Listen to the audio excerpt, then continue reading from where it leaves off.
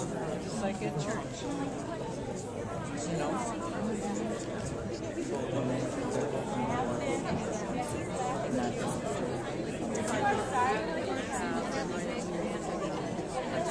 Tonight belongs to all of you.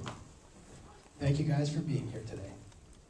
You guys are going to experience a one experience. The one. You guys are all going to be one, which is going to be great, because that's what a festival is all about. We have a visionary in our presence. Please help me welcome Mr. Davis Guggenheim. Thank you for taking the time to come out and see the film. We have very lively Q&As. Education is a hot topic right now. I'm very excited to hear what you think and to talk about it. Just really, really excited to hear what you think. So enjoy the movie, and I'll see you when the movie's over. Thanks a lot.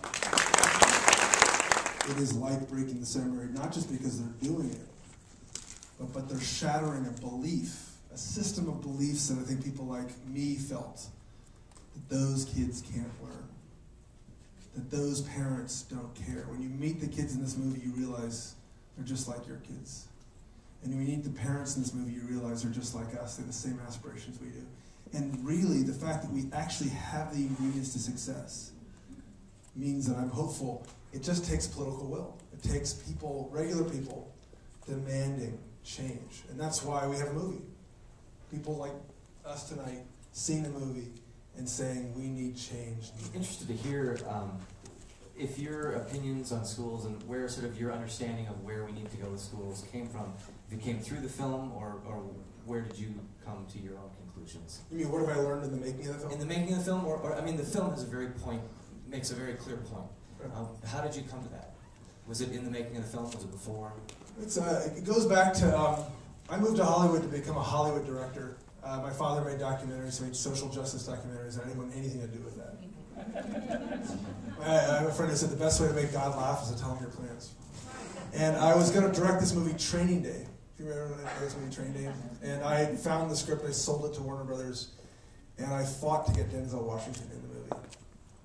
And he said yes, and then immediately had me fired. And it was heartbreaking. And the people around in the studio behaved so badly. I was so angry that I bought a camera. And I said, I'm going to make a film about people I like. This is the most important issue of our time. And the thing that makes us great is a story, countless stories of people who come off the boat, they don't speak the language, but they have a great education. You know, and they do better than we do.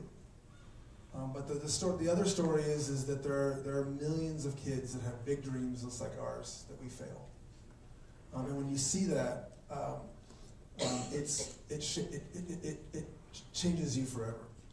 Hi, my name's Dana, and I actually used to be a teacher in New Orleans after Katrina for a very brief time. But my question is, I taught at a public school, but I had many friends that taught at charters. And they were wonderful, and they did do wonders for the neighborhood and for the kids enrolled in them. But they are allowed to kick kids out if they have disciplinary problems or don't meet the academic standards of that school. And then what ends up happening to those kids is they go right back into the public school system, and it sort of ends up becoming this two-tiered system. So I'm just wondering, I don't know if you have ideas about that or solutions. So it's very important for everyone to understand what charters are.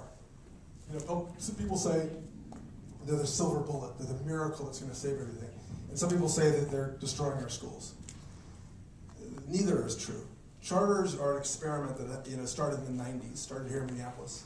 And the idea is that you have schools that worked outside rules of the district and union contracts. So they had the freedom to create the school they wanted to create. But it's important to understand, the charters aren't the silver bullet. These high-performing charters they're like incubators for the ideas that work. And you can take those ideas, those ingredients, and move them into district schools. The ideas are pretty simple. Great teachers, above all else. Really great teachers. Longer school days. More school days. Our kids get hours and hours less algebra every year than kids in Finland. High standards and accountability. The idea that you really have to say, how are we doing it? This really hit me because I saw myself in those kids. It took me 10 years to graduate from college because I wasn't prepared enough. And I was lucky enough to find educators in different little places to kind of help me. And my family valued.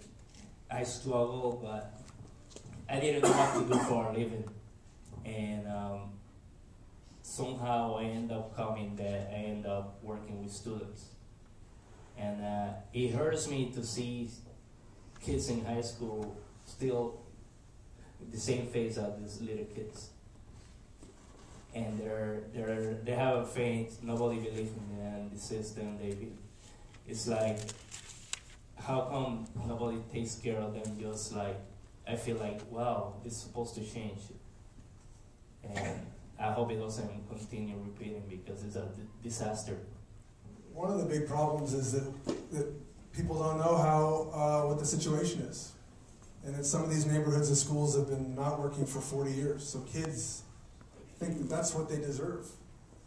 It's really tragic, and you see Daisy wanting to be a doctor, and she just expects the school to be good. You know, and to me, that's tragic.